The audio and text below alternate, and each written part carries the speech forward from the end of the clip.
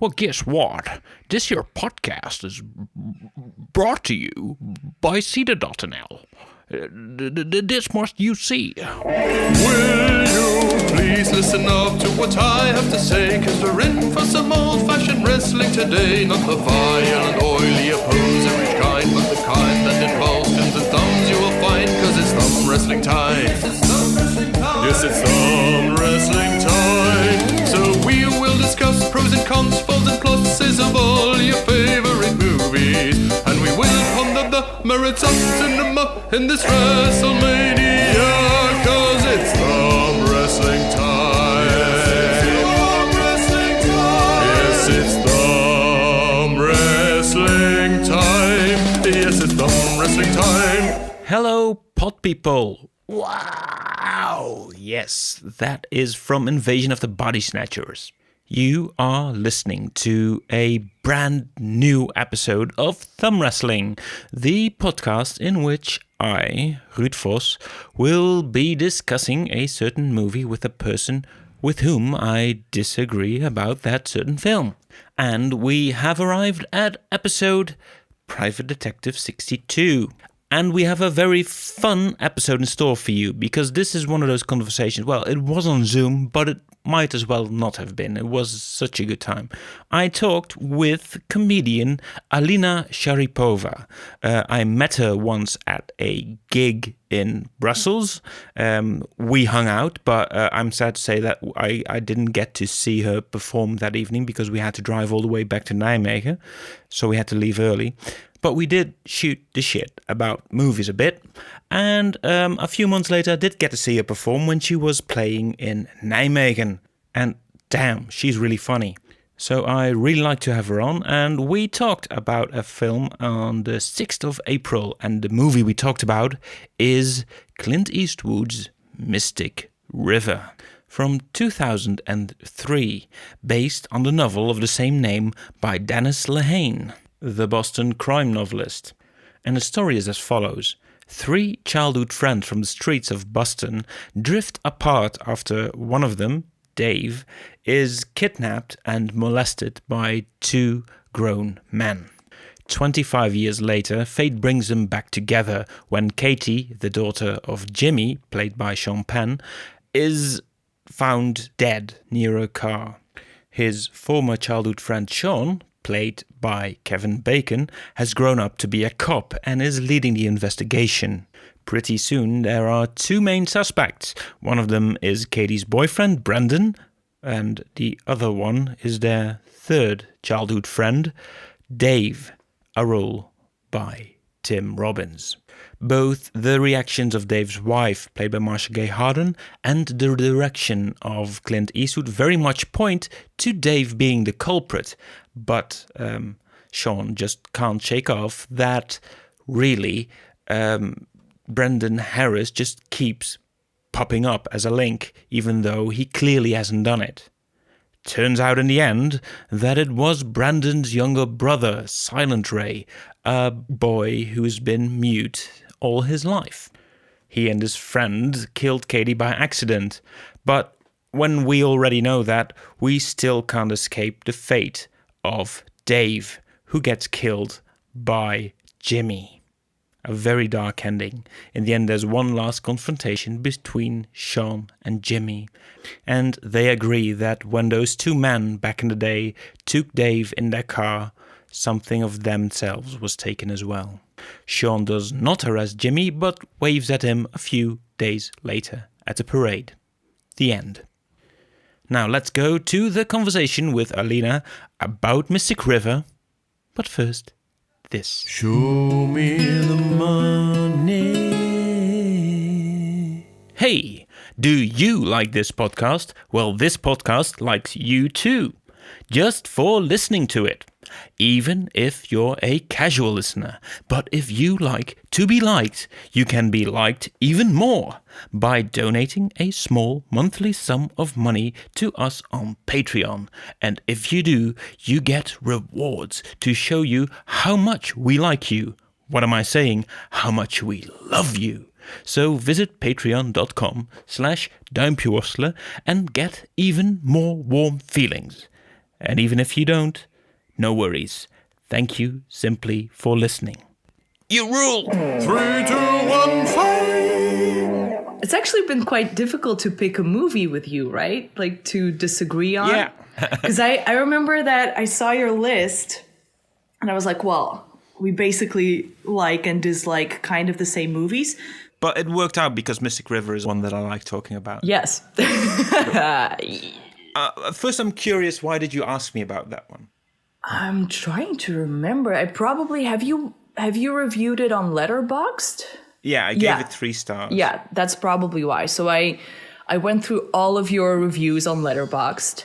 I saw that we agreed on a lot of movies, and I saw that I told you that as well, that we had to probably like look into the 3 stars where I thought that these movies were good and you thought that they're not so much, or they were good or agreeable or whatever. Yeah. But three stars can both mean it surprised me and it's better than I thought, but it can also mean it disappointed me. Yeah. And in the case of Mystic River, I'm pretty sure that it was a case of I remember thinking this was a good movie way back when, but it's not really in my memory anymore. So yeah. It didn't age well for you, or? I rewatched it and I downed it with a 0.5 star. So Oh wow! Okay. I was looking extra critical because you asked me, would you want to do that one? Yeah. And I thought, I wouldn't.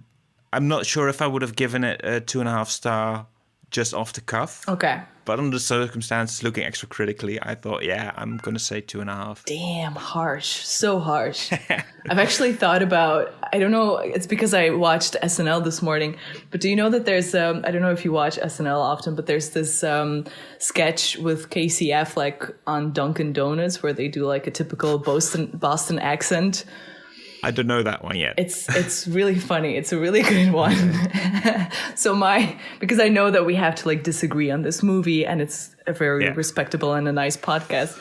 But my idea was like, but you're not going to disagree about the Boston accent. No, I'm not. It's a horrible accent, but it's hilarious and I can't do it. But my idea was like, I should do the Boston thing and be like, what don't you like about this movie? You think you're too good for this movie? The fuck is your problem? I can't do the accent, but that would have been hilarious if I just like verbally assaulted you about a movie, which is a very Bostonian thing to do, I guess. But let's start off with your opening statement. So what is Mystic River to you? Honestly, Mystic River has one of the best scenes I've ever seen. Just acting-wise, one of the best scenes that I've ever watched, and that's the scene where Sean Penn's character says if that's his daughter in there, right? So that whole acting scene is just mind-blowing to me. I can tell you a story later why I have like a whole new respect for acting performances, but also the movie, it's such a layered movie, Mystic River. It's a good old cop murder mystery movie. It's a movie about assault and like child molesters and PTSD, mental health. It's a movie about male friendships. It's such a layered movie. There's so much in there, and the acting performances are just amazing. Both Sean Penn and Tim Robbins got Oscars for their performances in this. I think the movie had like 6 Academy Award nominations for like Best Movie, Best Director. But it was also a very heavy laden Oscar year. It had Return of the King, which just took in most. Monster was in there, so Charlize Theron had an Oscar. Lost in Translation. Also a very, very heavy hitter. And then also, other categories, you have Cold Mountain, Master and Commander, and Finding Nemo. So it's a very... It was a good year for movies. 2003, the 2004 Academy Awards, I am going to say that Mystic River is maybe one of the movies that's still least in the conversation of that list of films, except for Cold Mountain. Which people seem to actively try to forget in a way. Trying to erase the movie from the memories. So you think that from all those movies, Mystic River is one of the least talked about? Talked about, yeah. it's remembered. Yeah. It's one that people still know and they remember. That was a good movie, but it's not a big rewatch. It's. I don't know. I don't know what your sources are and what people do talk or not talk about this movie, but I feel like it is a movie that when you mention that Clint Eastwood, besides being an actor, is also a director, it is one of the movies that's being mentioned. Like, oh, that's one of his masterpieces, and he's such a great director. And I mean, it's basically the first of a very good run for him. Because after this one, you have $1 Million Baby and a couple of other ones which were really high profile. This is the one that opened those doors, I think. Yeah. Reopened them because since Bridges of Madison County, he wasn't really active in the forefront for a couple of years. Yeah. He took some years there are to grow some cool movies in there, yeah. Sorry, what? There are some cool movies in there, like Space Cowboys, which I really just like. Old Man Sent to Space. Yeah. It's a fun movie. I haven't watched that movie. I'm gonna say I think Clint Eastwood is great. I loved $1 Million Baby because it's another one of those really emotional movies, and the performances are so good. But Clint Eastwood himself as a person is just hilarious to me. Like, even as an actor, I know that he's a legend, but to me, he just has like this one facial expression, which. Yeah, exactly. It's so difficult to do. You just need to age really badly to be able to do it. But as a director, I think he really knows how to portray like human suffering and grief and all those dramatic emotions. So yeah, I think he's an amazing director, including this. I think he can make some very great movies. I will say that the obvious favorite of mine is the very obvious one is Unforgiven. Yeah, but he has some really great ones in his repertoire. Yeah, scattered around all the years that he's made movies. Yeah. But Mystic River, now that I rewatched it, I see some things that he sometimes is criticized about. Like if he starts filming a scene, he will sometimes only take one take or just as few takes as needed. Yeah. Well, and he just figures, we have that. Let's move on. Yeah. It's efficient, but it's really efficient, and also when you're working with such a difficult script in the sense that it's not like a light-hearted movie when it's so dramatic, I think the actors really put it all out there in one scene, and then when directors are like, oh, let's try from another angle and let's try this and that, they're like, well, Jesus, I really put it all out there in that last scene, so I can't do it again. Yeah, maybe they can, I don't know, I'm not an actor, but I think from what I've heard in some interviews, and I think it was Kevin Bacon who said that so Clint Eastwood, he doesn't do rehearsals for movies, but with his, he kind of lets the actors just do their thing, and the rehearsal is the movie. Like that one scene that's being shot is what makes it into the movie, but there's so much conversation that goes into the rehearsal part of this movie before it's filmed, that I think basically they do know what they're trying to portray and what the characters are and what the storyline is. And also here in this case, they were working from a novel, so it's based on a novel by Dennis Lehane. So I think they have a lot of information in that book on each of the characters and the storyline and the emotions and everything. So they have a lot of information what they have to go for, and so thence they can do what they need to do. But you do see some of these scenes where I do think that it does not help that it's just one take, if it is one take, because you never know. You never know. Sure. No, that's true. No, but the scene with I especially in this case mean the scene with the three kids when they're still young. Scene. The three mates. Opening scene. Yeah. Kids, they're not at their best. They could have gotten a couple of extra takes in there, I think. I'm sorry, but give it to a Dutch guy to criticize 3 little kids acting, being like, I don't "They're want not." to. I'm not criticizing the acting. I'm criticizing the directing of Clint Eastwood All here. right, I got it. They could have had better performances if they were. They'd got more time to do it. You know what annoyed me the most is that the little kid who played Dave, that he tucked his ear inside of his hat. Right. I don't know if you've noticed that, but that I find it so weird and dorky. Like hats, kids and people wear hats to like look cool, or like it's usually some sort of a fashion statement or whatever. But like when you tuck your ears inside of a baseball hat, it just looks so dorky. So that was one of the things that annoyed me about the scene. But I don't know, I didn't have that feeling of like, ooh, he could have directed the kids in a better way. I was paying extra attention to it today. So yeah. You watched the movie today as well, right? Yeah. Okay. Yeah. So I watched it. I rewatched it when we agreed to do Mystic River, which was like a couple of weeks ago. Maybe 2 months even. I don't know. Listen to them. Children of the night. What music they make.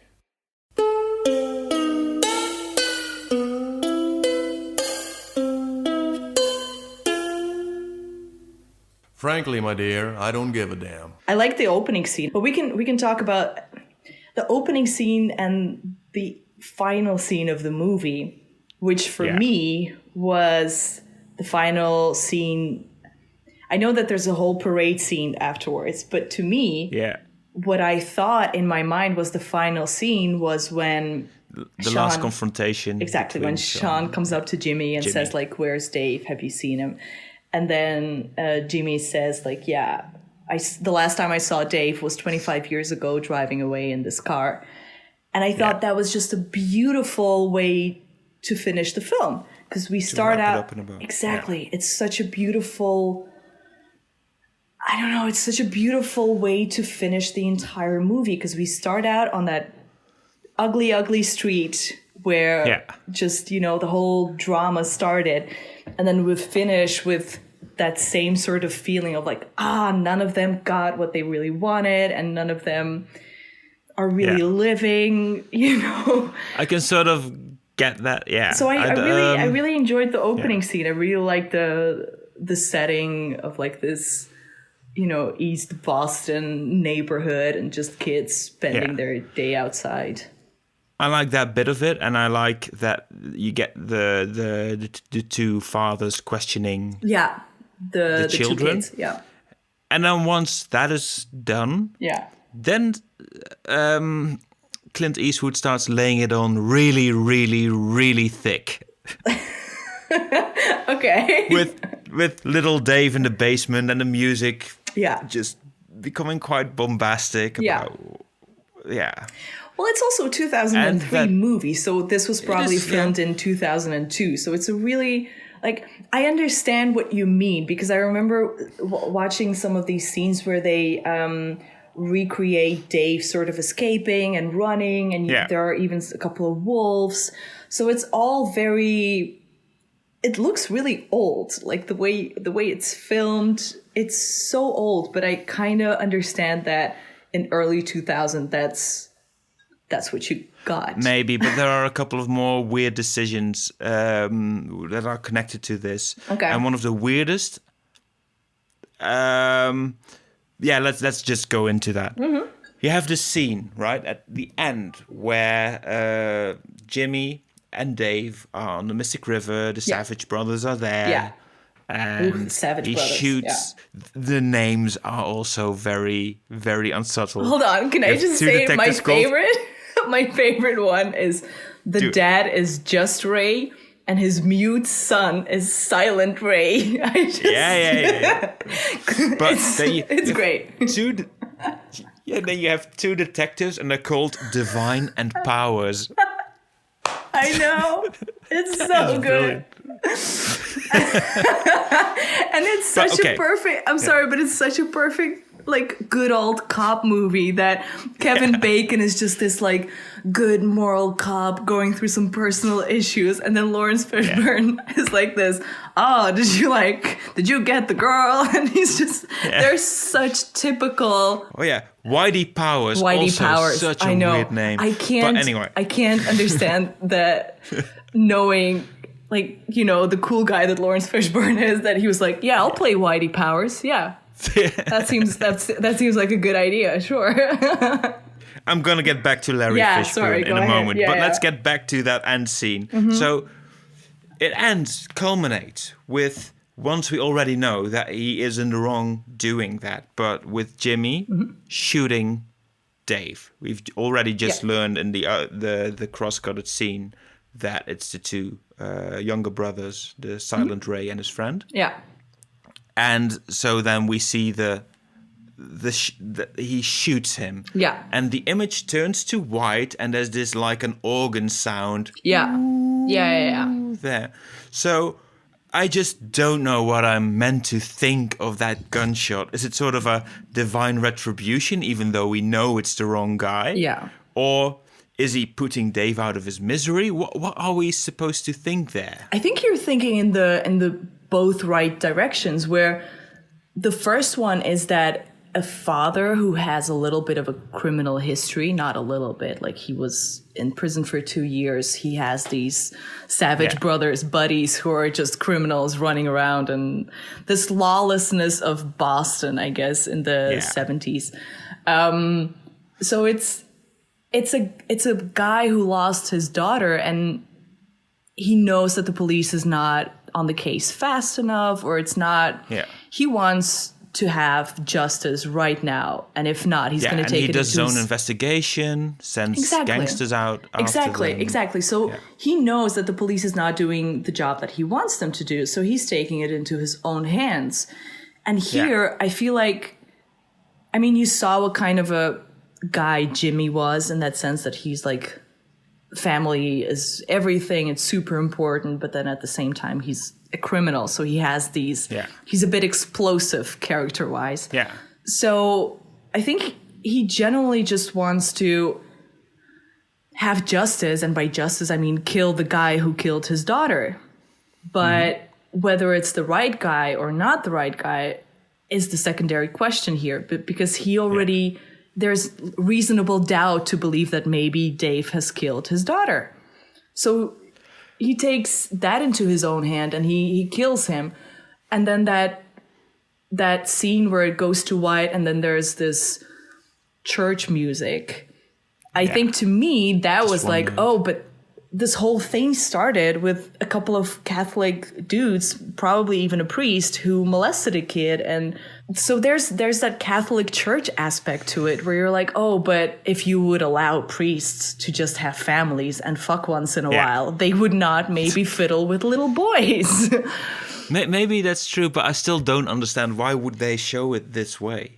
Yeah, it's so weird. It's quite overly dramatic. I agree with you there, and I think that you're right also about the fact that it kind of also showed the relief of Dave from his suffering, like the release of his suffering, because this guy was not living a normal life. He was haunted by. He should have had way more therapy than he had. Yeah, if and anything, he probably doesn't have money to get it. No, absolutely not. It's understandable why he's out there. Absolutely not. I don't know. There could have been a whole entire movie about like, you know, how a kid that comes from that situation is sort of handled, which I think is shown in Room, the Brie Larson movie where she's abducted, but whatever. You can see that there's like professional therapists working with, you know, victims.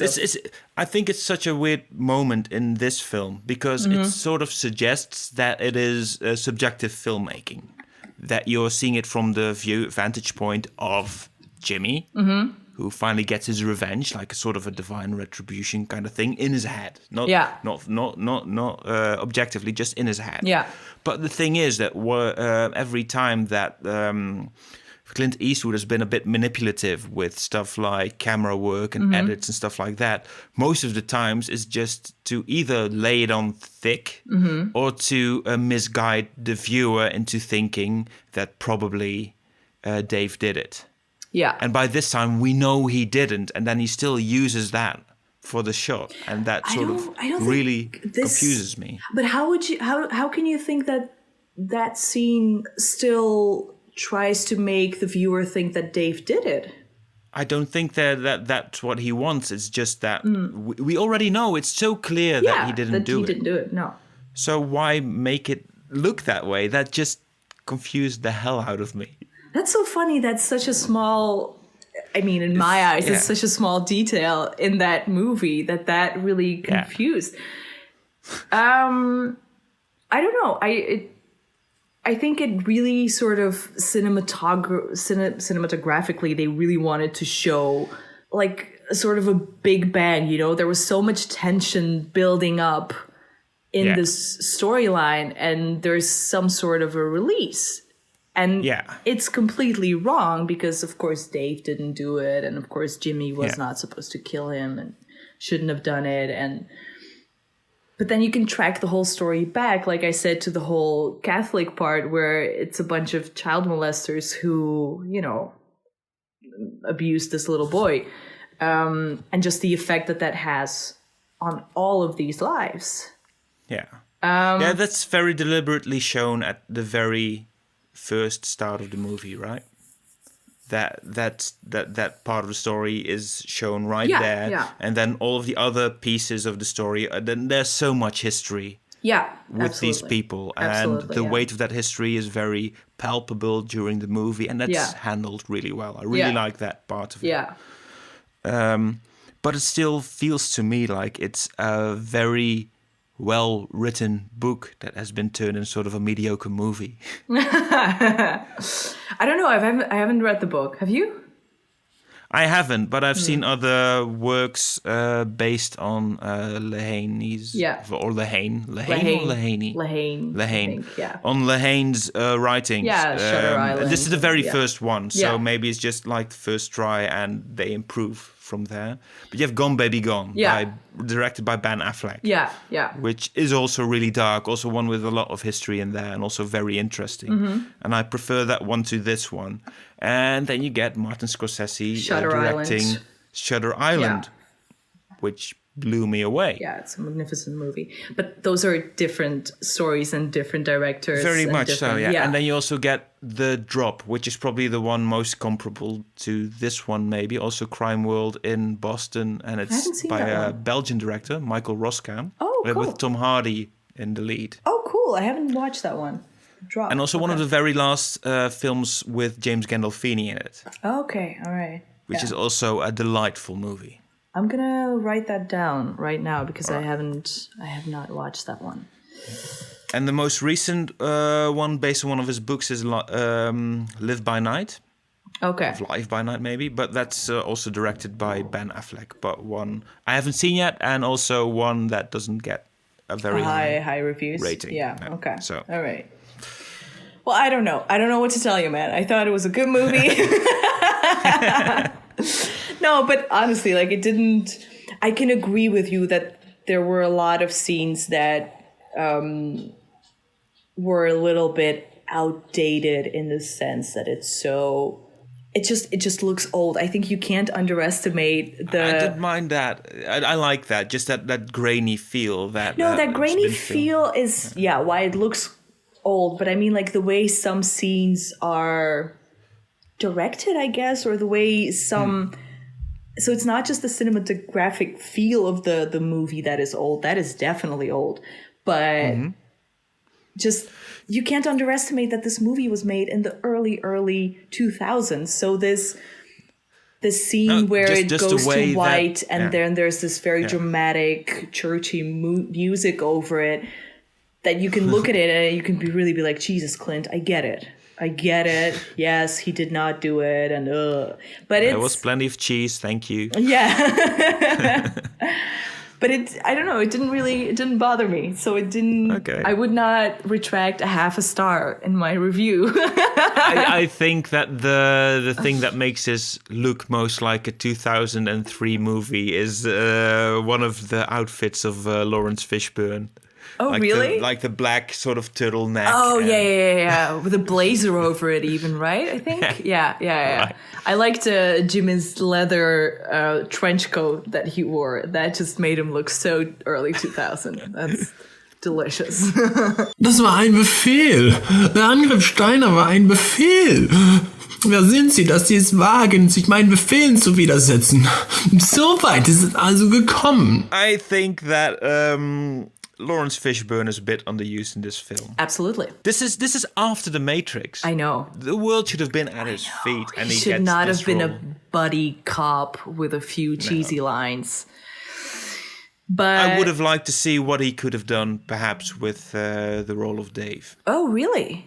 Because just like Tim Robbins, he's quite a tall guy, Yeah, quite he's a a big big guy. guy. Yeah, and yeah. So he can. I think he can also pull off that mopiness. Yeah, absolutely. But I don't know if I would have wanted to see him in the role of Dave. Because Tim Robbins, we all see him as, I forgot his name from Shawshank Redemption. I know, Andy Dufresne. Andy Dufresne. Yeah, we all see him as Andy Dufresne. But, which is also such a sad character and it's such a memorable role. But also the main word with that role is hope. Exactly. And he yeah. also he just radiates hope all the way Yeah, through the absolutely. movie. Yeah. And here you don't see that at all. You generally All hope is gone. Absolutely. Even that scene where he watches a vampire movie and his wife comes over and he just tells her all these weird things about being, totally taken by the darkness and it never goes away. So there's literally no hope or no ray of sunshine in this person. Maybe a little bit when he's with his son, but it's, I don't know. I wouldn't want to recast anyone in the role of Dave. I thought the three leads, so Kevin Bacon and Sean Penn and Tim Robbins, were just perfectly cast. I thought it was. I'm going to say that I'm not convinced of You're them. not convinced of that? Who would you And, recast all three of them? No, not all three of them. Definitely not.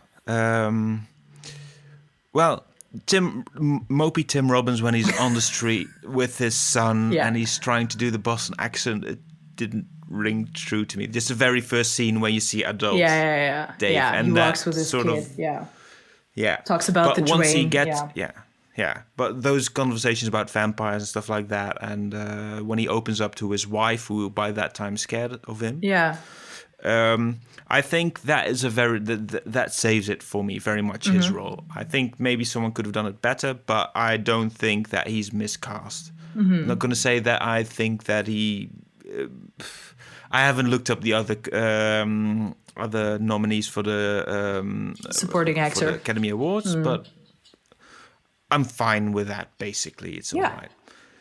But Sean Penn, you wanted Bill Murray to win. He robbed Bill Murray. Bill Murray was robbed. I know. Justice for Bill Murray. New hashtag. Okay, so Bill Murray in Lost in Translation is amazing. That movie is great. I love it. I love Bill Murray.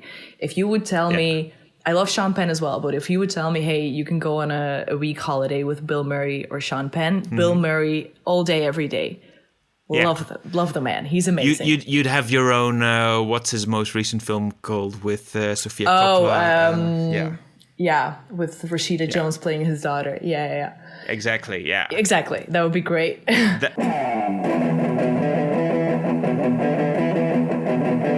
Fact check Norris. Fact check Norris here. The title that Ruud is looking for is On the Rocks. Fact check Norris out. That trip with him would be awesome. Yes. But, and here is where I can tell you the story of my newfound respect for acting. I don't know if you've ever... Do you have acting experience? Small, yeah. Small, okay. So I've never auditioned for anything in my life besides 2 auditions that I had. One of them was when I was in elementary school. That was for a musical, Oliver Twist. We all had to. I was like 8 or 9 years old, and we all had to sing a song, and everyone was just singing these like Kadri or Marco Borsato songs. And for some reason, I sang "Zombie" by the Cranberries. Wow. Yeah. Which is ridiculous because I did not know what the song was about at all. And a 9-year-old singing zombies. It was horrible. I did not get the role of Oliver I would have Twist. given you the part. Thank you. I got the part of The Undertaker, which kind of makes sense. It makes sense. If you're going to be morbid, then you'll be the Undertaker. So I've never auditioned for anything else, and I don't have acting experience besides that little role of The Undertaker. But then last year, when I moved to Amsterdam, Rogier Bak, he was working for The Dungeon in Amsterdam. Okay. And cool. I was doing stand-up comedy a lot, and I thought, oh, maybe with like I could do the whole performance and the artist type of lifestyle. He arranged an audition for me for The Dungeon, and I can't act for shit, apparently, because I had to prepare a role and a monologues, but I had to learn the lines for like a torture woman. The reference was Kathy Bates' character in Misery. Misery? Okay. Yeah. So I had to sort of read these lines. And I prepared them. I learned them like the morning of the audition, so I was not well prepared, but whatever. And this woman, this director was like, I want you to give me more. And like, really, you have lust for blood and pain. And I was like, I can't give you any of that. Like, that's not going to happen. I thought I can be an actor, but no. So that was horrible. So my newfound respect for acting is the fact that it's kind of difficult to portray these like over the top emotions. It's really difficult. And so that I feel Bill Murray was great in Lost in Translation, but I feel like that's such subtle acting, which is also really difficult. And I'm sure that he deserved. I'm very sorry. I already have to laugh a bit because what Sean Penn is doing in this movie is not subtle acting. At all. No, not at all. But it's very much over the top, but that is so difficult. And also, like it kind of suits the character perfectly because it's this, I mean, he didn't rob what did he rob? I think it was a shop, right? Like that's why he was stuff like that. Yeah. He didn't commit robbery and all these crimes because he was very in balance and in tune with his emotions, you know? So it kind of suited him perfectly. And that scene on the porch where he was talking to Tim Robbins' character and saying like how he misses his daughter and how he wants to hold her. Like all these emotions that are coming from a dude that's also a con. You're crying now, Jimmy. Yeah. Jimmy, you're crying now. It's like, yeah. And like I said, that scene where he's like, is that my daughter in there? Where I heard that they actually had like an oxygen tank on the side because he was like, over the top, all these emotions. And I don't know, I kind of feel like he deserves the Oscar. Like it did not look fake. It did not look phony and very over the top dramatic. And I feel like Bill Murray was great in Lost in Translations, but he did not have to go through, all those emotions. He had to go through different emotions, which is a whole different type of acting and blah, blah, blah. I don't know enough about that. But I'm sure he could also just lean on his tendency to do stuff semi-ironically and stuff like that. Exactly. That's the Bill Murray thing. Yeah. It suited I understand it was that, perfectly cast, so it was really great. And that great. role was also written specifically for Bill Murray. For him, so, yeah, exactly, yeah. So basically, Sofia Coppola knew what she was getting when she cast him in that. And I don't. That's just what I mean. Like, I don't think that he was robbed. you know, he's a great actor, and I really love him. Hey, that's just a Bill Murray fan speaking out. I know, I get following his it. heart. I get it. Yeah. I get it. And I do prefer the milk roll for Sean Penn so much over this He was one. great in that one. Yeah. Yeah. But it's also just when I now see him going the extra mile with, "Is that my daughter in there?" It's also so easy to parody, I think. It's easy to parody, but then you make it ridiculous. Because here, I don't know, man. I did get tears, and I really loved Kevin Bacon in where he was like, he saw that it was Katie, and he was like, "What the fuck am I gonna tell him?" Like, Yeah. it was just. I think Kevin Bacon has the toughest part in this movie. Yeah. Because he's always you know that he feels for both his friends Exactly. in this thing, and Yeah. he has very much empathy with everyone that he is involved in this case. In Yeah. a way, you see it in his eyes. Yeah. You don't see him acting it out because he always has to show restraint. So he Yeah. has to do He basically plays a very two empathetic things cop, at the same which is time. also really difficult and he has to make do. rational decisions. Yeah. Yeah. Yeah, no, it's true. The only thing that kind of nagged me about his part in this film is the storyline with The his wife. wife who's run Yeah. away from him. Completely And agree I with don't you because that was so unnecessary, but I feel like that's something that was probably more explained in the book, and for some reason Maybe, they yeah. decided to incorporate that in the movie. But even his last scene where he's like, "Oh, the kid's name is Nora," and then his wife talks back, it's so unnecessary.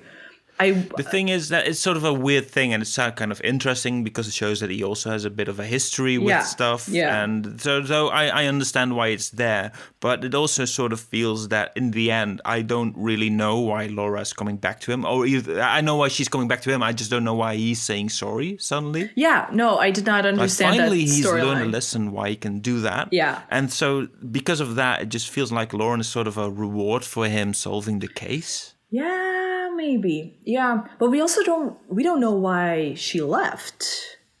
No. That's Yeah, he says, "I pushed you away," and Yeah. that's it. But I don't know. Obsessive cop.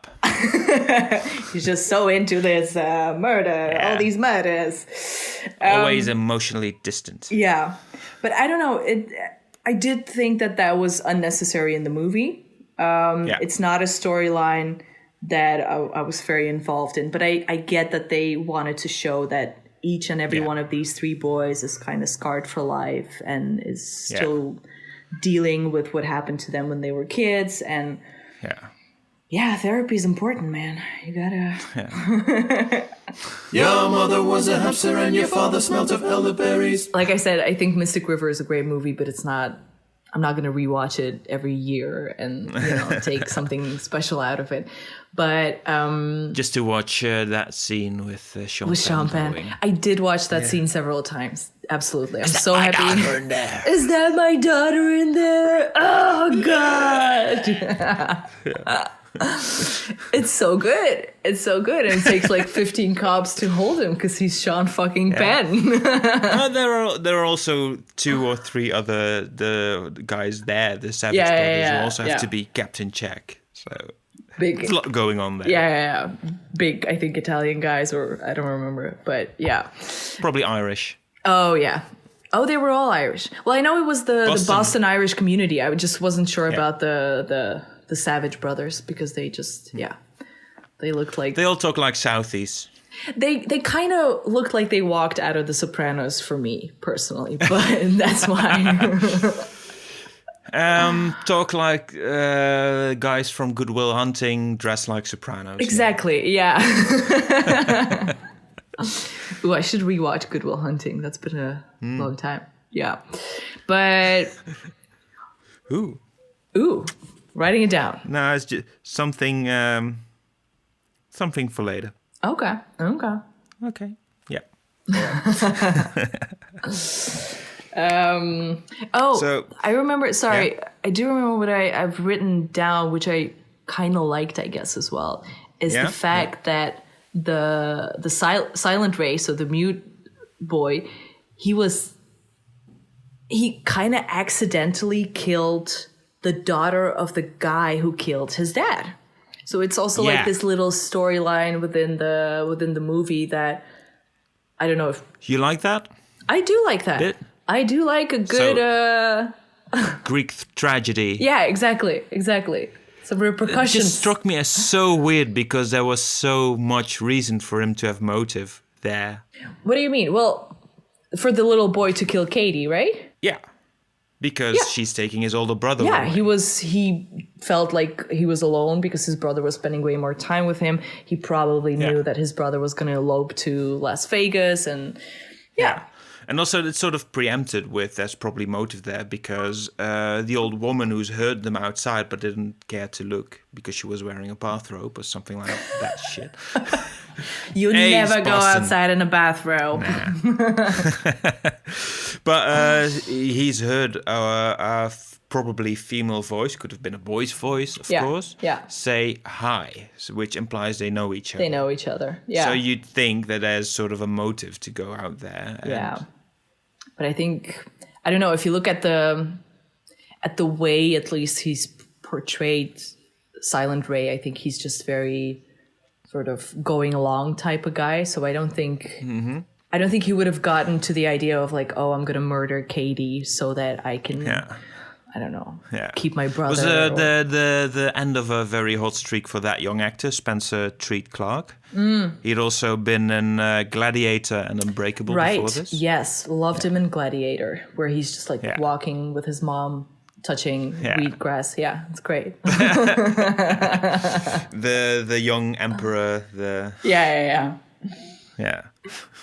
Oh wait, no, he played the young He played the son of Joaquin Phoenix's sister. He didn't play Gladiator's son. No, okay, all right. No. Okay. I misjudged. I thought he played Gladiator's son. It's the same reason why he's cast here, because that boy looked just like Virgin Snow. Oh, okay, yeah. I generally don't remember his face right now, and I've seen The Gladiator last year again.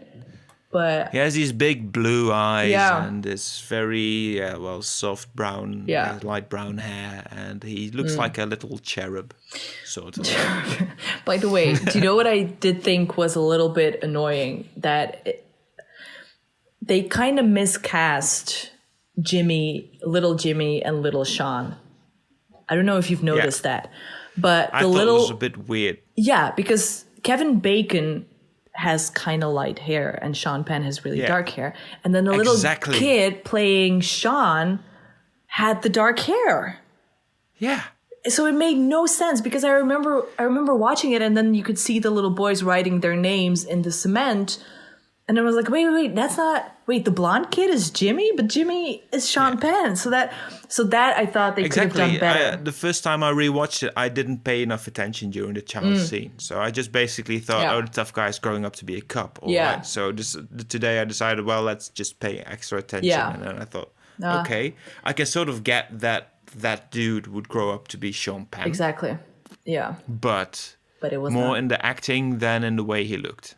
Yeah, the acting was fine. Like the tough guy. Yeah. Oh, you meant the tough guy would be the cop. Look, especially. Yeah. But the look. I've already that's what I mean. Just acting, but those little damn kids can't act. No, but I did. I thought that just visually they should have just swapped the kids. They should have had the little brown-haired kids play Sean Penn, play Jimmy, and he instead played Sean. So it made no sense. But the kid who plays Sean barely says anything. That also struck me. Yeah, so I found out that the kid who plays Jimmy, I thought he was from Boston, and the other guy is from New York. So maybe he couldn't do the accent, so they cut his lines. Yeah. See, those little damn kids can't act. He just has to stand there and be watchful, like a policeman. Yeah. So watchful, but also I think he was the one who was like, I think he was sort of questioning whether or not they should write their names in the cement, like, oh, that's kind of against the law and blah, blah, blah. So he was already, very a law-abiding little boy. Yeah, very much so. Yeah. You could just see his wife running out on him back then when he was a kid. 100%. Pregnant wife. Just be like, I'm out of here. I have enough of your shit. This is enough. Keep your friends close, but your enemies closer. one of the things that struck me the most as being a bit of a very interesting coincidence that sort of ties up the movie neatly in a suspicious way is I thought you listened to the 911 tape. Yeah. That thing, like the thing that gives them the clue to what really happened. To the two little boys. Was there all along. Yeah. I like that we do get to hear it right at the end of the movie. Like we've had this puzzle piece the whole time. Yeah, exactly. And we haven't thought about it twice. No. And then a cop Do you hears remember it, if you watched it the first time, do you remember thinking like, oh, hold on, the 911 call was from two little boys? Okay, yeah. No. There's just a thing like, that's sort of a thing that sparks off all the rest of it, but you don't give it a second thought. No, it's such a small hiding little in plain detail. sight. Yeah. Neatly done. Yeah. I mean, the whole thing like, oh, I thought you listened to the 911 tape.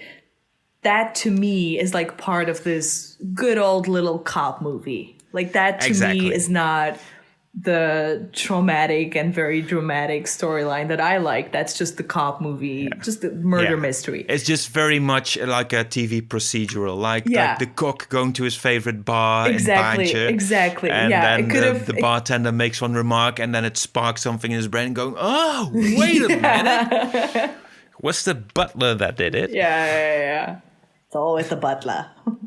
Yeah. No, it's true. Yeah. But like I said, like there are some parts of this movie where I'm like, I can see why you would give it like 3 stars or 2.5 stars. I also didn't really like the real ending scene because like I said, in my memory, the very first time I watched this movie. When I saw this movie for the first time. That was in 2010 or 11. I think I watched Terrence Malick's Tree of Life first with Sean Penn, and then I was like, oh yeah, Mystic River, I have never watched it, I should watch that one. Because I really like Sean Penn, and I realized at that point that I haven't seen Mystic River, even though I know that he won the Academy Award for it, but I just didn't. Yeah. So to me, in my memory, the final scene of the movie was between Sean and Jimmy in the street. Where's Dave? When did you last see Dave? And so now rewatching it a couple of weeks ago, I did not like the final scene with that whole parade and Laura Linney giving Sean Penn this sort of King's speech of like the lawless Boston and how Sean Penn is. I quite hated that. I agree with you there because that again to me I sort of compartmentalize that into the cop movie where this woman is like, you know, my girl's daddies will do everything to protect them and blah blah blah. It's like, oh, this is so annoying. I did not. But it's also sort of like she's sort of a Lady Macbeth type figure, but it's only tagged on at the end. Yes, because there are ways that it could have worked better. I love Laura Linney. Me too. I also like her performance in that scene. Absolutely, she's but amazing. Why is it there? But it's only there at the end because the whole movie, her character is very sort of barely there, I think. I mean, she's there and she's doing an amazing performance, but she's not stealing the spotlight and she's very just being sort of like supportive, emotional wife. Exactly.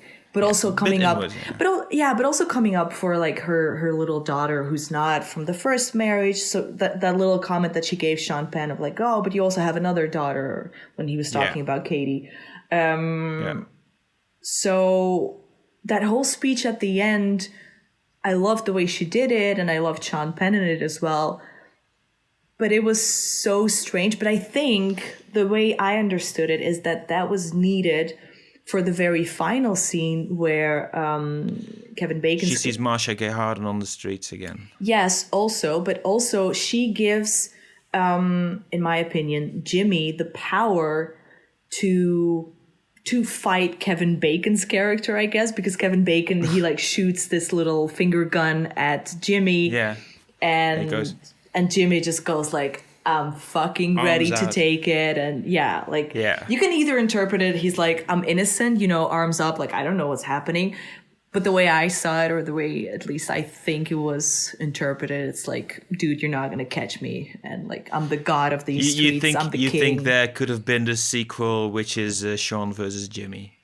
Sure, there could have been a sequel. It would have been a bad sequel because that would have been just the cop movie But sequel. I mean, like, there's an implied... The story is implied to go on after this, and it's them. I think so, yeah, because for sure, I think Kevin Bacon, because we're going through these names. So Kevin Bacon's character is definitely going to investigate, the murder of Davy and where the hell his body went and blah, blah, blah. But I don't think they will catch Jimmy, to be honest. I think... Does he need more proof than the sort of confession he already got there on He set? does. He definitely does. I just thought it was so weird that he didn't arrest Jimmy there. Yeah, but Why there's not? so much history there. They're the two boys, the two surviving boys, and one of them had to kill the other one. It kind of makes sense, No like why. excuse. He's a fucking cop. He should have arrested him right there. But that's lawless Boston for you, right there. No, Easy to explain away with the lawlessness of Boston. absolutely yes. But the female roles in this movie are quite bad. Yeah, I'll agree with you there as well. Maybe it's already in how they were written. I think Maybe that's in how they were put written. into the movie. I 100% think that's how they were written because I saw little fragments of Laura Linney and Marcia Gay Harden, who are two amazing actresses, and I think that they would have blindly done pretty much anything that Clint Eastwood would have sort of written for them in a He's a role. guy with a great name. Anyone would like to work with him, right? Absolutely. And from what I heard, it's that they did have a great experience there. The fact that these roles are not what I would think is a strong female role, or that I could see myself in, or that I know a lot of women who are like that, is too bad. I can agree with you on that. I would say that is a very much a sign of this being a 2003 movie, in which time there just weren't that many good female roles yet.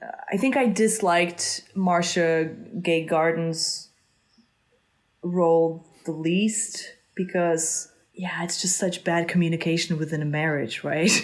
I mean, your husband shows up covered in blood and she just keeps looking for a mugger in the papers, and she just grows more and more suspicious of Tim Robbins' character. And eventually the fact that she does go as to the Potter Familias, who's Jimmy, and she does tell him that she thinks that Dave killed Katie.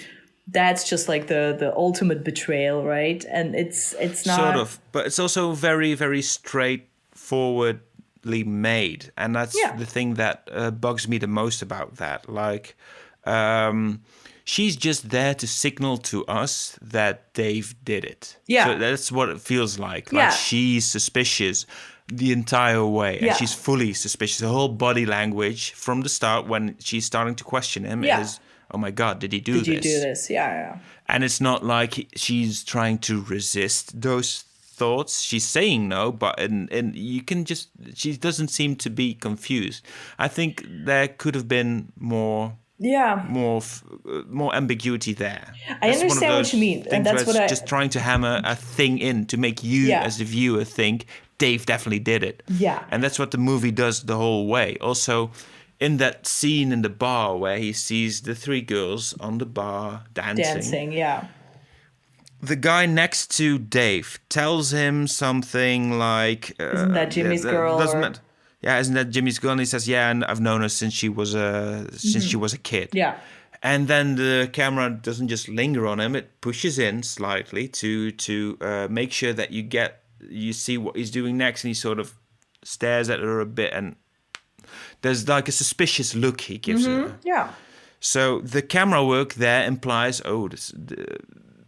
there's something going on here. Next scene, he's there, just cuts to him there with blood on his hands, coming home. Yeah. So you're very much primed to think, he did it. Yeah. Yeah. But, okay, so two things. First of all, I do think that his wife kind of hopes that he didn't do it. That's why she checks the papers. Yeah.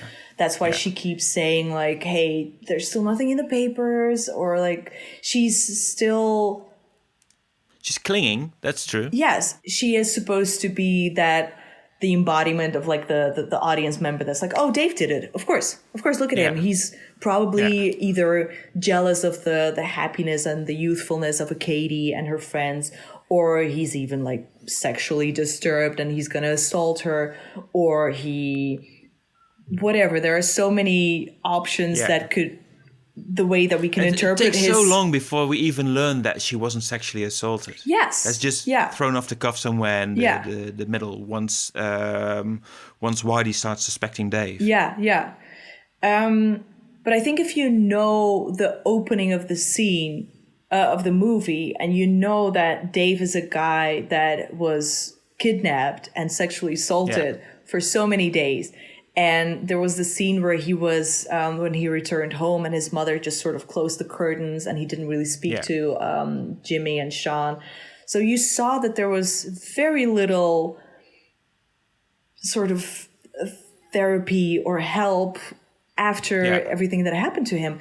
So the way I interpreted when he was looking at Katie sort of being happy and youthful with her friends, going out in a bar, something that he was 100% not able to do. He's just this shell of a man, you know.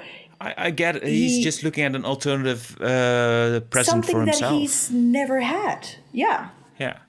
He has a kid, but there's some weirdness there as well. Oh, the kid is definitely depressed. I mean, definitely. I mean, there was a sadness to the kid as well, which is in that last scene where we see Dave's kid at the parade as well, just being so miserable on one of the parade wagons. That also kind of breaks my heart, because I'm like, this kid is also so fucked up. Doomed. Yeah. He's doomed. Absolutely. No, he's going to be the same shell of a human being as his dad was, because he's also going through this trauma through his dad. And with Jimmy just going free for now, it just also seems like the cycle is sort of repeating. He gets away again. Mm-hmm. Yeah. The Mystic River has swallowed up another soul. Exactly. Yeah. Which, I mean, I don't know if you've ever thought about it. Just, you know, who throws just a body in a river? It's for sure going to come up. Like, there's probably no way that this body will never be found. Like, bodies are found in rivers. But okay, it's all right. Yeah. Improvement. I think that I would have rewritten Marcia Gay Harden's part, so it would be more the way that she's just not, or at least maybe in the directions that you see more struggle in her all the way through. And it still could have been that in the scene with, you see that Jimmy jumps to conclusions very quickly. He's very rash. Well, he asks more times her, in the story. Yeah, absolutely. So he could be haranguing her more. Exactly like he does Dave in the end scene, where he just feels like, I want to go home. If I say I did it, then I can go home. So the way it's mishandled in loads of police interviews. I agree with you, but on the other hand, I just don't see an early 2000 movie about late 70s story. Men asking their women, like, are you sure? Let's talk about this. Should we go over this? I would love to hear your opinion on. He's just like, do you think he did it? She's like, maybe, I'm not sure, but maybe, yes. And then he jumps to conclusion. So I agree with you that the female roles in this storyline are just very, very flat and very predictable and not very deep. So it would have been great if that role was a little bit more nuanced. But I think Laura Linney also should have been a bit of sort of a, perhaps sort of a Lady Macbeth figure during the whole movie. Absolutely. And it doesn't have to be on camera that she says stuff, but just whisper in his ear or something like that. And then he comes. Like we said, like the final. Still looks as if he's made the decision himself. But once you notice these things, you've seen. Oh, you know that she's the one feeding him all of this, all these ideas and information. Yeah, absolutely. Absolutely. And if we go to like the third female in the movie, which is Katie, even there, I'm like, but she seems like she's. I thought you were going to go for Lauren. No. Absent wife. I But would yeah, delete Katie. Lauren completely from this movie because Kevin Bacon's just a cop. Let's not give him a little sadness of a pregnant wife who's left him. He's just a cop. He does amazingly as a cop. He's fine. Just keep that. Keep that. Yeah. It's good. But then Katie, the thing that I thought was a little bit strange as well, that she apparently has this great relationship with her dad. Yeah. She does. And that she would not tell him and just leave to Las Vegas with this Brendan guy. I don't know why she wants to leave. Boston is a great place. And her dad has a convenience store. But she seems all right, in that respect. But maybe she has just bigger dreams that she doesn't feel she can realize in Boston. Yeah, maybe. Do we need to read the book? I feel like we need to read the book now. Do you want to start a book club? The book club. Yeah. And the note I made before that I was saying that I was going to get back to when we were talking about Good Will Hunting. Okay. Talking about good Boston movies. Yeah. I would have liked to seen Gus Van Sant's Mystic River. Oh, really?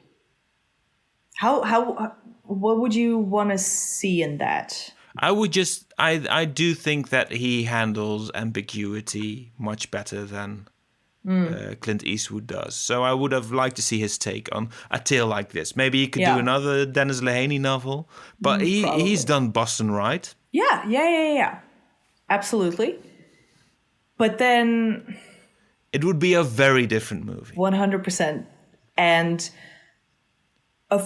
I agree with you that it would have been really interesting.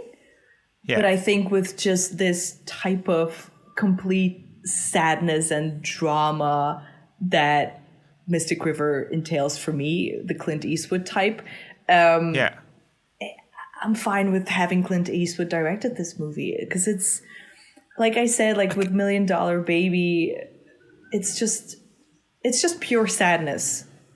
Yeah. And that's what this movie entails and portrays. I sort of get that, and there's this masculineness that also is handled very well by Clint Eastwood. Yeah, I do think that especially in Good Will Hunting, Van Sant also handles that really well, and also that he makes the friendship part of the story way more tangible, and I think it could have used a bit more of that. But then it would have.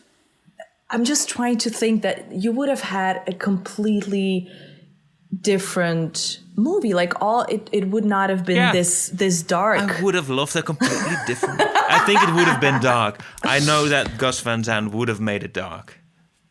He can do that. I don't know, man. Maybe there could have been a couple more very surreal shots in there somewhere, but it could have gone dark. But you were saying? I think the last Gus Van Sant movie that I've seen was the one where Joaquin Phoenix plays the New York Times cartoonist. I think that was a Gus Van Sant movie. I'm not walking. I'm walking from here. From here on. I'm walking. Don't worry, I'll walk. Get there on foot. Something like that. Yeah. And even that is just the storyline is incredibly sad, but like the whole feel of the movie, the colors of the scenes, it's so much more uplifted. Meanwhile, here it's literally like I feel like Clint Eastwood's whole directorial approach is also his Gran Torino character, where it's just like everything is misery. Like it's I understand you, but Gus Van Sant, he can put that lightness in there, and still has a high school shooter in there. The dude made Elephant. Absolutely, that's true. Yes. How dark can high school shooter in there. I don't say that Mystic River needs a high school shooter, but they have enough on their hands. Yeah. They have a bunch of pedophiles. I agree with you with the first suggestion. The Gus Van Sant, he should just pick his own stories.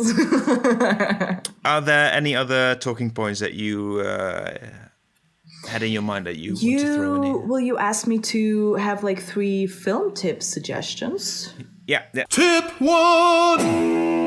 I'm happy that you said that it can be whatever you want it to be, because the first one that I have is This Is John. I don't know if you know that. I know the title, but I'm not sure what it is. So it's one of the first Duplass brothers movies that like made it. Oh yeah. It's a movie. Basically, it's a 2003 movie. You can look it on YouTube, watch it on YouTube. It's like 7 minutes, 8 minutes. Okay. And it's one of those movies that the Duplass brothers made just because they were desperate to make something. But yeah, I fucking love the Duplass brothers. I don't know what to tell you. And this movie, they, I think they were both working as editors or something like that, and their career just wasn't going anywhere. And they invested a bunch of their own money into a movie, and that movie flopped, and they were just completely desperate. And I love the dynamic between siblings that are really close, because that's what I have with my sister as well, that when the one is down, the other one's like, oh shit, like I gotta pick it up. I gotta help. Yeah. And so in this case, Mark was the one that's like, I should just go back to, I don't know what he was doing at the time. So they were on the brink of giving up on cinema. And his brother was like, hey, I'm going to the shop. I'm gonna buy film. We have this old camera from our dad. We're gonna shoot a movie right now. I'm going to the shop. You create a storyline, and we're just gonna go and shoot it. And that became This Is John, which is 7 minutes, 7.5, and it's about a guy that comes home from work. He checks his answering machine. There are no messages, and he decides to record a new outgoing message, or the answering machine intro. And it's I love that movie. It's the epitome of like indie movies. You're so desperate to make something, so you make this, and it comes from something so special and unique to you. And here it's like this self-loathing and self-doubting guy who feels so much pressure to have a great, fun, outgoing, like answer machine message. And so he does it a bunch of times, and he has a complete breakdown. And somehow in these 7 minutes, they have a perfect beginning, middle, end. There's a conclusion to this whole situation. And I don't know. I watched that film like for the first time a bunch of years ago, and I rewatch it like 3 to 5 times a year, I think, because it's perfect. It's a really great movie. It almost sounds like you want to talk about that even longer than about Mystic River. Absolutely. Tip 2. The second recommendation that I had was Il y a longtemps que je t'aime. I don't know if you know that one. Do you know that one? I very much know that. Yeah. I have it on DVD. Oh, really? Is it behind you? Probably. That's one that was a very tough watch, and I still want to rewatch it, and I haven't done it yet. It's such a good movie. I watched it in 5th grade of high school. So I think I was like 17 or something. And I went to a Catholic school, and we had these pastoral days, which were like, I think we just went for one night somewhere with an entire grade of high school. So it was like 60 students and then 10 teachers or something. And we would have these talks about like, oh, what is God for you? But also, what do you want to do with your life? What do you want to become? Yeah. What are your values, morals, blah, blah, blah. And then I don't know which teacher suggested that, but we were going to watch a movie before sleep. And we watched Il y a longtemps que je t'aime. Yeah. And I remember that for me, that was the moment that I realized how different people perceive cinema. Yeah. Because, so there's 60 students, and I get it. You're 17. There are so many hormones in your body. You just want to touch everyone and like not watch a movie about like 2 sisters, and one of them, can I spoiler for your audience? Or maybe not. If you're recommending it, I'm gonna say no. But okay. she has done something. She's done something, and I can say she's out of prison. Yeah. Yeah, so it's a story about two sisters. One of them moves in with her younger sister. So the older sister moves in with her younger sister. But so I remember watching this movie with all of my classmates when we were 17, 18 years old. And at the end of it, which is like Sean Penn's Mystic River scene, is one of the best performances in cinema for me from Kristen Scott Thomas. And it ends with like the most beautiful, like a beautiful sentence from Kristen Scott Thomas' character that's just like, all right, you know, it's a beautiful ending. I don't want to spoil too much, but anyway, so we're watching it with like 60 students, and the movie's finished and everyone just stands up and goes about their day. And I'm just sitting there sobbing my eyes out. Like I'm having a breakdown because of this movie, and nobody's crying. Like nobody. No one seems to care. You're the only one who's wrecked. And I did not understand that. And like my friends were like, "Are you okay? Is something happening at home?" And I was like, "No, I'm fine. Have we watched the same movie? Did you see this?" And I just remember realizing that, one, I cry very easily with movies. Yeah. And two, that people experience cinema in such different ways, and there are so many. Yeah. And I love that movie. I love that movie so much. Tip 3. I was doubting about this one because I wanted to do Russian movie maker, and then I'm doubting between Zvyagintsev and Tarkovsky, but I went for Stalker, Tarkovsky's. Also because I bought a poster. It's still in a box. I have to buy a frame for it, but I bought a Stalker poster. Very cool. Yeah, I'm really excited about that one. I love Andrei Tarkovsky and his cinema, and just everything. Also that story. I feel like you can rewatch that movie every year for the rest of your life and find something new from it. I rewatched it, I think last year when it was back in cinemas. Yeah, the restored version. Yeah. It's so, and also with the mono sound restored. Yeah. I just bought it on YouTube, I think, the last time I watched it. It's really poetry, and there's so much that you can keep finding in that movie. And that's pretty much in all of his movies. And so we fought and we battled as we beat each other up. Both of us tried hard and we both failed. Yes, I had you by the thumbs, but neither of us won. Only the love for cinema prevailed.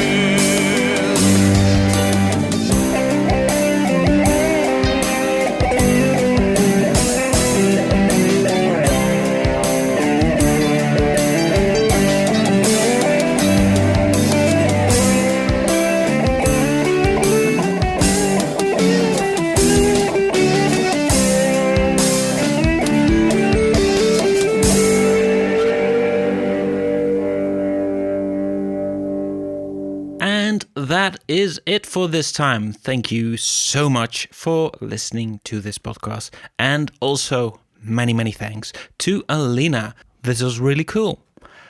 So, do I have any recommendations of my own? No, I didn't. I didn't watch any movies the last 2 weeks because I was on holiday. Woohoo! Sorry. Go browse your Netflix watch list. Let's just keep this short and sweet then, shall we? This was a cinema production, presented and edited by me, Ruud de 20e Eeuwse Vos, and of course with lovely jingles by the genius that is Roy Grutters. It was made possible by my glorious patrons, in other words, Niels Timmer, Onno Lubbers, and of course, Casey the Great. If you also want to become a patron, please visit patreon.com/duimpjeworstelen or just follow the link in the description. You can find us also on social media, which means Twitter, Instagram and Facebook. And if you have some lovely, juicy hate mail for me, please send it to duimpjeworstelen@gmail.com. This has been so much fun. Please tune in again in about 2 weeks. Okay, Bye-bye. Ladies and gentlemen, could we have an enormous round of applause, please, for our host, who has once again succeeded in bringing to us a plethora of top-notch, cinematographically themed entertainment. We have had an absolute ball, have we not? Next time on Thumb Wrestling. Maar ik had wel met het einde dat ik dacht van, nee, niet met de taart. Nee, want dat vond ik te lief. Ja? En toen kwam dus opeens wat je zei, hè, dat in die grot. Yes, oké. Ja, nee, want ik hou vooral bij horrorfilms. Voor mij mag die echt slecht eindigen als ik weet niet wat. Mm-hmm. Ik hou ervan als de final girl wel doodgaat en de bad guy gewoon nog leeft. This podcast employs a strict only like and subscribe if you really want to policy. Okay, bye.